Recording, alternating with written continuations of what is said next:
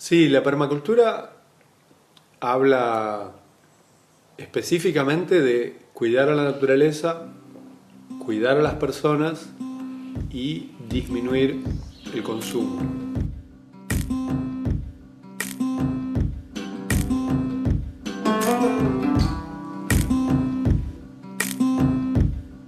Bienvenido, bienvenida a este nuevo episodio de Cuidar a la Tierra, un podcast en el que semana a semana te vamos a estar contando herramientas prácticas para cuidar a la Tierra y algunos ejemplos de cómo podés hacer de este mundo un lugar mejor. Hoy nuevamente estoy con un gran amigo, un ya favorito del podcast. En este tercer episodio ya aparece 2 veces, así que bienvenido Gustavo, ¿cómo estás? Gracias. Acá Drupi. Buen día. Bueno, contame cómo estás hoy, cómo te sentís. Bien. Fíjate que ya venimos charlando hace un rato y esto de que el día esté así lluvioso, nublado, me lleva como a bajar también la frecuencia y los decibeles y como observar un poco cómo cambiamos a raíz del clima. Sí, veníamos hablando un poco de eso, para los que están escuchando recién ahora, de pasar un poco a la proactividad y no quedarse en la actividad, digamos, de pensar en qué puedo hacer que esté dentro de mi área de influencia y no dejarme afectar por lo que está afuera, como por ejemplo el clima. Y bueno, la idea que tenía hoy para que charlemos hoy es hablar de permacultura, que yo sé que es un tema muy amplio, pero la idea es que el día que escriba un artículo o que haga un post o lo que sea y escriba la palabra permacultura, linkeara a este podcast. ¡Ah, qué genial! Entonces es bueno, una introducción a aquellas personas que no conocen lo que es o que tienen alguna idea pero no saben bien, digamos, para dónde va esto y demás. Así que ya con eso que dije, ¿tenés alguna idea de decir, bueno, arrancamos por acá o querés que te haga alguna pregunta? A ver. Sí, no, ya está. Me parece que, por lo menos a mí, me gusta compartir el concepto de permacultura con imágenes, que pueden ser imágenes mentales también, no necesitamos una pantalla. Yo los invito a imaginar una huerta, a imaginar plantas que crecen solas, silvestres, que sirven de alimento y de medicina. Los imagino a pensar y que se vean con la capacidad de poder construir su propia casa, una casa saludable, una casa hecha con cosas de la naturaleza o recicladas. Imagino y comparto como la visión de una vida tranquila, una vida profunda, con alegría, abundancia, como viviendo de manera saludable, siendo naturaleza, más que cuidándola, cuidándonos como parte de un todo. Imagino nuevas pedagogías para transmitir a los niños el conocimiento que hoy consideramos que es valioso y necesario. Imagino compartiéndonos herramientas simples, herramientas que ayuden a tener una buena calidad de vida. Imagino desarrollando un estilo de vida donde uno pueda tener confort, pero que no degrade el medio ambiente, que no degrade nuestro cuerpo, nuestra mente, nuestras emociones, que se pueda vivir así por 1000 años y que no sea necesario ningún plan de emergencia para salvar al mundo. Sí. Y con todas esas imágenes uno va creando sensaciones que pueden transmitir y que de esa manera podemos imaginar explicando a la permacultura como una herramienta tal vez o como una filosofía de vida que nos permita alcanzar ese mundo, alcanzar ese estilo de vida, crearlo, diseñarlo, vivirlo, disfrutarlo. Es como que la permacultura es una respuesta, una de tantas, una posibilidad para encarar cambios, para salir del estado de crisis y entrar en un estado de bienestar. Sí, me gustó eso que dijiste, más de la herramienta, digamos. A mí me gusta tomar todo lo que voy aprendiendo como una herramienta y llevarlo a mi día a día o a lo que tenga que hacer. Y personalmente creo que la permacultura es una herramienta. A diferencia, o sea, sé que muchas personas toman a la permacultura directamente como un estilo de vida y, digamos, no soy partidario de eso, sino, bueno, tomarlo como una herramienta basado en los principios y en lo que propone, pero creo que nos puede servir a todos y se puede aplicar en cualquier cosa de la vida.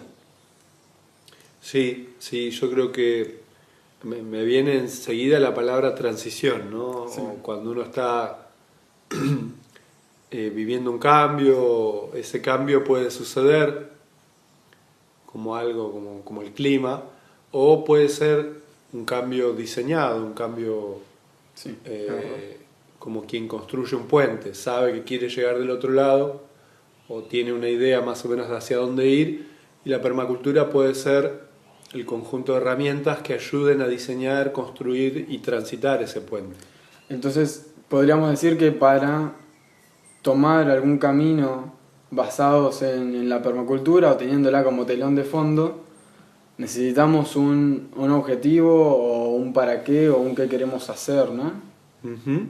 Sí, la permacultura habla específicamente de cuidar a la naturaleza, cuidar a las personas y disminuir el consumo, ¿no? Esto tiene que ver con que hoy estamos comiendo y consumiendo y degradando el planeta a un ritmo que el planeta no puede regenerar. Y esto viene sucediendo ya hace varias décadas. Entonces, por un lado, hay que ponerle un freno a este estilo de vida, de despilfarro y de degradación. Incluso hay que restaurar hábitats, restaurar ecosistemas, y esto cuidando no solo a la naturaleza, sino a las personas también. Entonces, después, el cómo lo hace cada uno, ahí es donde la permacultura da libertad total de acuerdo al lugar donde uno vive, a la cultura, a los recursos que tenga disponibles. Yo creo que una de las cosas que la permacultura genera en las personas es un cambio de mirada, es poder observar desde una manera más profunda y que genere comprensión antes de diseñar, antes de construir, antes de dar el siguiente paso. Sí, una de las cosas que quiero rescatar es que no recuerdo en cuál de todas las fuentes que leí, que escuché o que vi, lo que plantea es que la permacultura te ayuda no solo a no degradar un espacio, sino que dejarlo aún mejor de cuando lo encontraste. Y en eso, ¿no? De esto que decías de recomponer ambientes, me parece que va mucho por ahí y que es una parte importante de esto que se plantea. Y lo otro es que creo que realmente el principio que a mí más me gusta y que más llevo a la práctica es el de la observación. O sea, a mí lo que me cambió todo esto es la forma en la que observo y esto de pensar bueno, observo todo lo que me rodea, todo lo que me pasa, todo lo que siento que es importante y lo que no, porque el día de mañana hay algo que puede llegar a ser importante, esto que estoy observando hoy. Sí, me encanta a mí también el punto 1 de la observación. Me fascina, me lleva a no solo a observar, sino a observarme a mí mismo observando. Si ponemos un mismo objeto ¿no? Y le preguntamos a 10 personas diferentes qué ven, seguramente va a haber cosas diferentes que digan.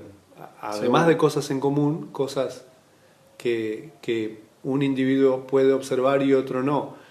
Y esto me lleva a pensar que observamos, pero que esa observación está condicionada por nuestra cultura, por nuestra historia, por lo que ya hemos vivido, por lo que creemos que conocemos.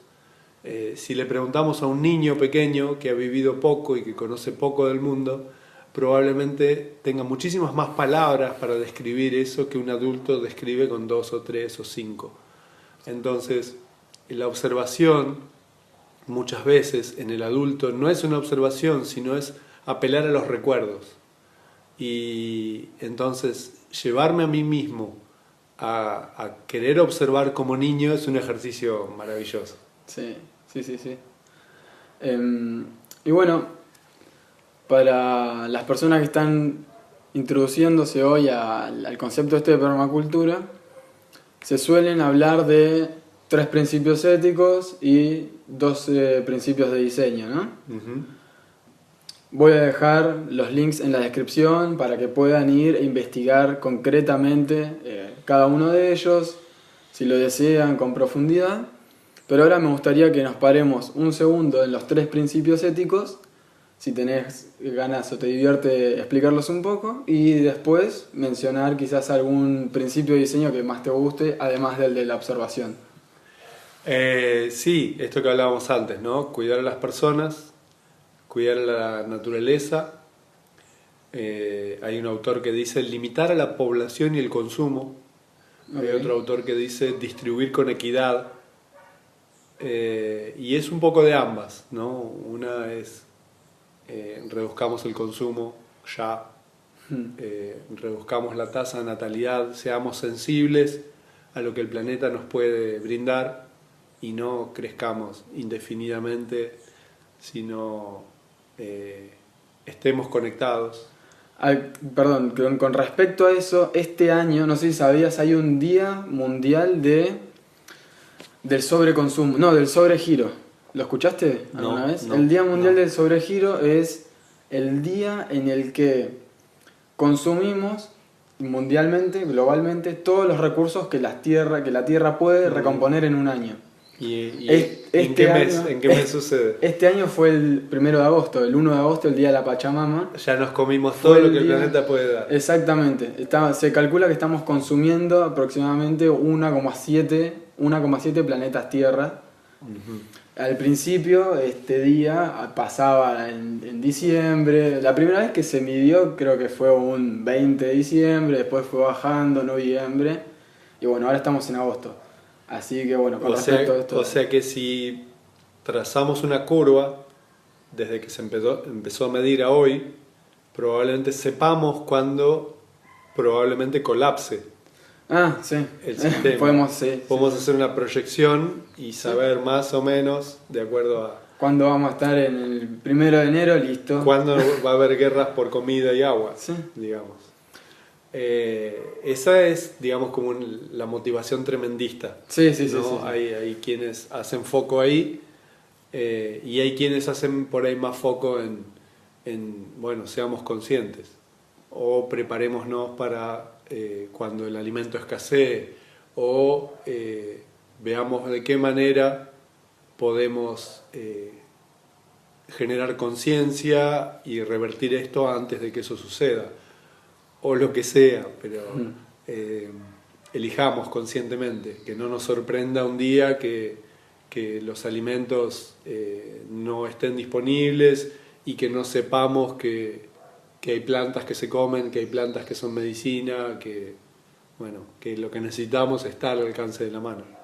Sí, bueno, eso me da el pie para decir que si estás escuchando esto a tiempo, el 13 de octubre de 2018, por las dudas, voy a estar dando un taller de huerta para las personas que estén interesadas. Me pueden dejar un mensaje y les paso información. Es en Belgrano, en Capital.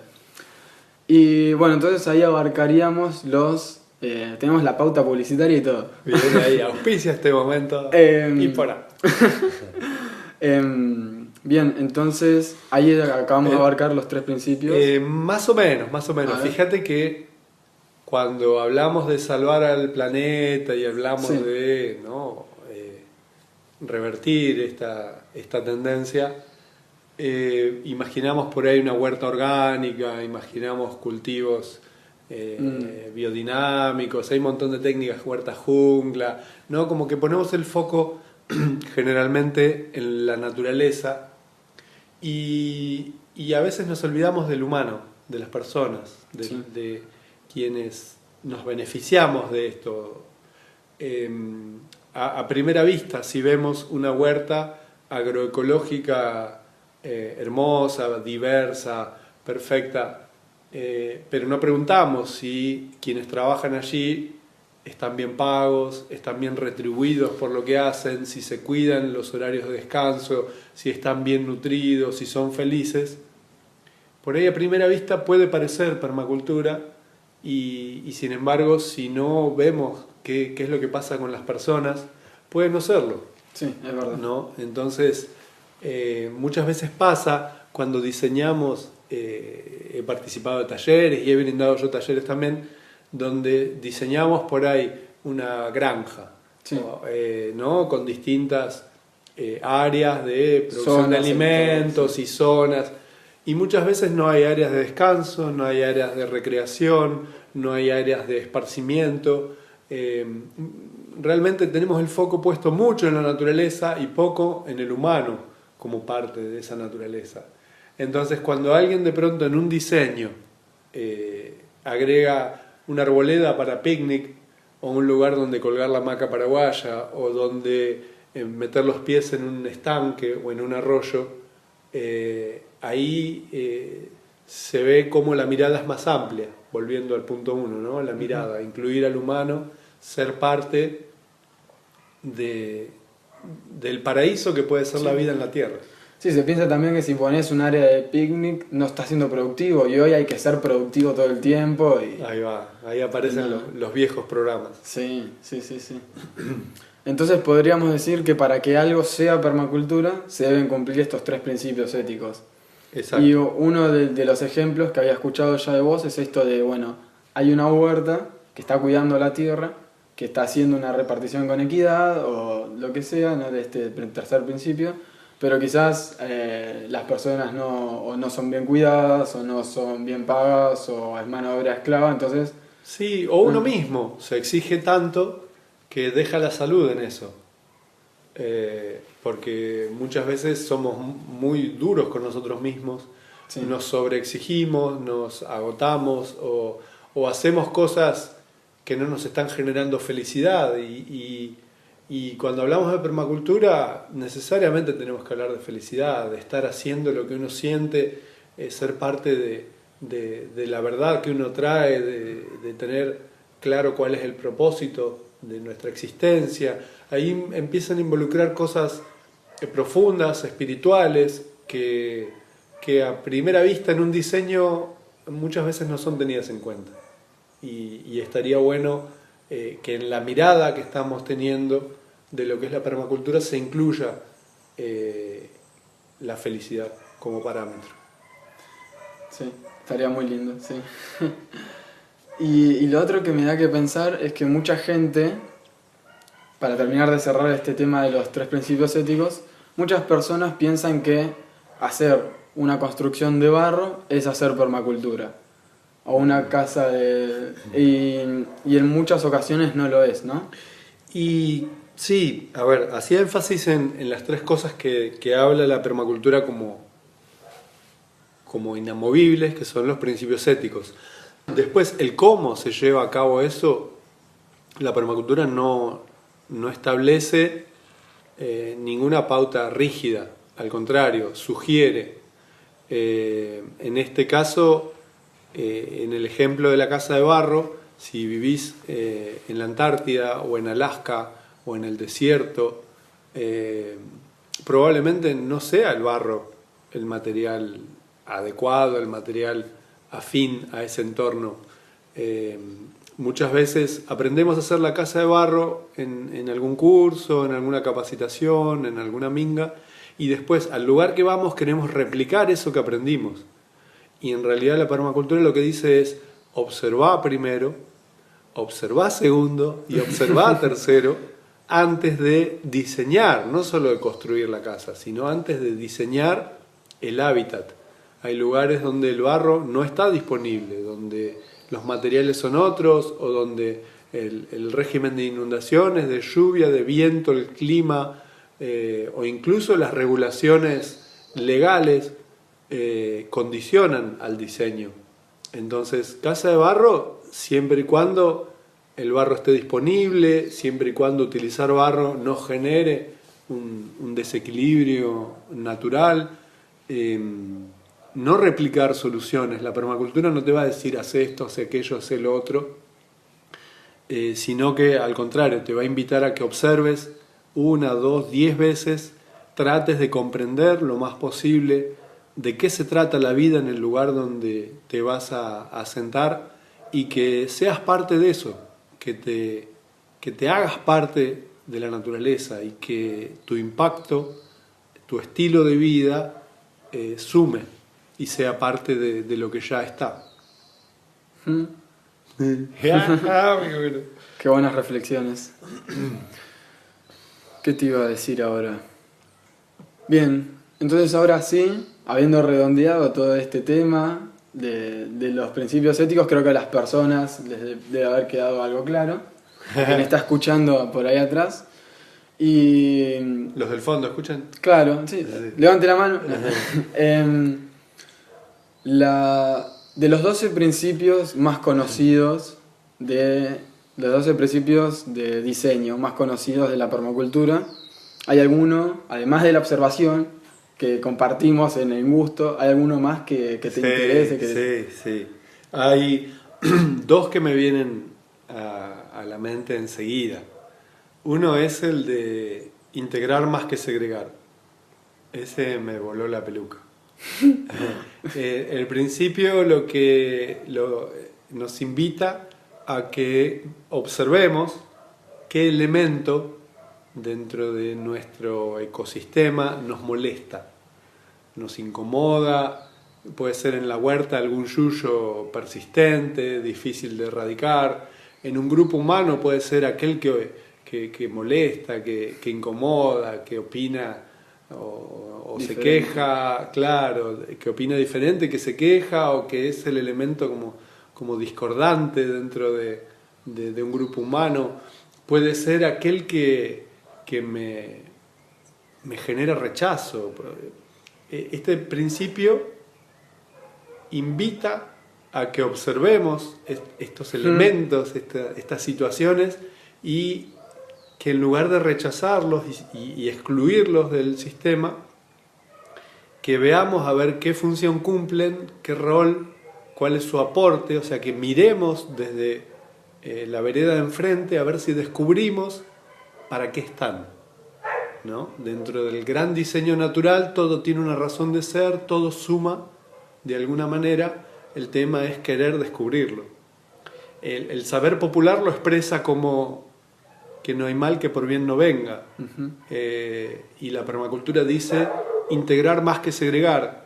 Entonces, aquello que considero malo dentro de mi ecosistema, dentro del mundo en el cual vivo, según esta sabiduría permacultural y popular, algo bien aportan al sistema. Entonces, en algún momento me llevó a buscar ejemplos extremos donde este principio pudiera estar equivocado, donde la permacultura a mí me llevaba a una situación donde podía llegar a decir, no, bueno, este principio tiene su falencia.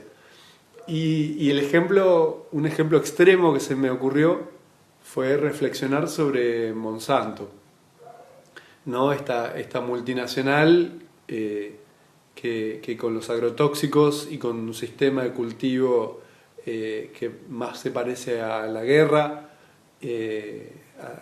con la naturaleza, la guerra con el humano, donde contamina, donde enferma, donde muere mucha gente, donde son desplazados de sus lugares naturales,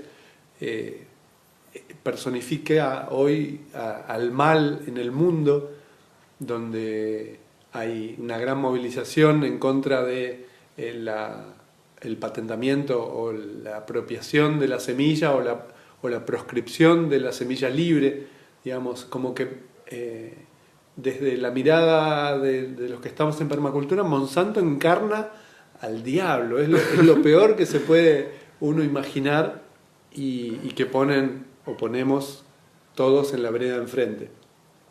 Es el malo a vencer, ¿no? Y entonces, dentro de esta mirada así tan tenebrosa, es casi Voldemort, ¿no? Monsanto. La permacultura nos dice, integremos a Monsanto. Y la primera reacción es, no, ni en pedo. Sí, ¿Cómo hago para integrar a Lucifer?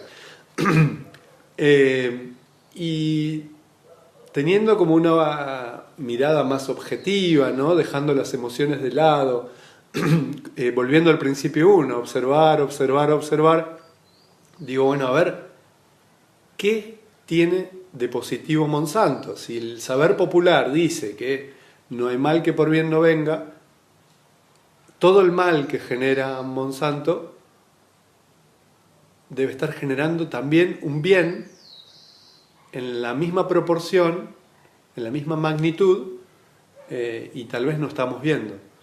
Entonces me pasé varios días pensando y viendo a ver qué tenía de bueno Monsanto. Y de pronto comencé a observar que esta multinacional estaba logrando a nivel mundial una inmensa ola de conciencia en la gente, toda esta realidad tan difícil, tan dura que genera, ¿no?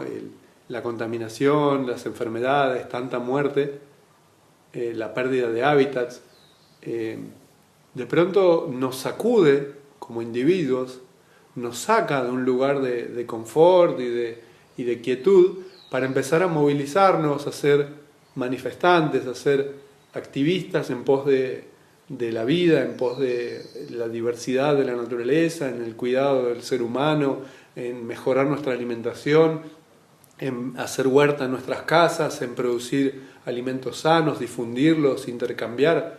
Bueno, como que Monsanto de pronto estaba haciendo un catalizador, una gran patada en el culo, ¿no? Que nos sacaba del sillón de ver la tele, de estar viendo Netflix, a empezar a hacer cosas, ¿sí? Tal vez en principio la protesta, en principio la oposición, pero en algún momento nos lleva necesariamente a hacer compost, a hacer huerta, a alimentarnos mejor, a tener mayor nivel de conciencia y de accionar a partir de eso. Entonces Monsanto está haciendo a nivel mundial lo que no está haciendo ninguna ONG, ningún gobierno, nos está movilizando a todos de manera coordinada, pareja, como para que hagamos un salto evolutivo incluso. Entonces fue como, wow, qué flash esto, ¿no? Empecé a preguntar en los talleres que doy de huerta o de permacultura, de compost, o todos los que tuvieran que ver con estos temas, empecé a preguntar quién de alguna manera se había sentido movilizado por Monsanto.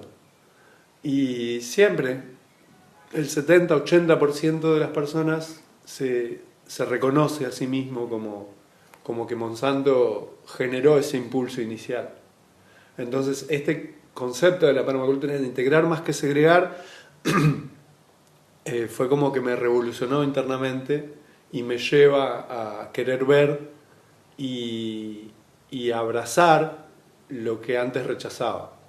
Terminó siendo una invitación en todos los planos, en un plano emocional, en un plano espiritual, en un plano mental, y que hoy en mi vida cotidiana lo sintetizo como un abrazo.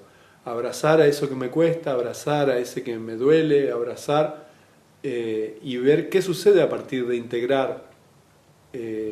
Me genera como la posibilidad de darme cuenta que cuando juzgo, separo, y cuando abrazo, integro.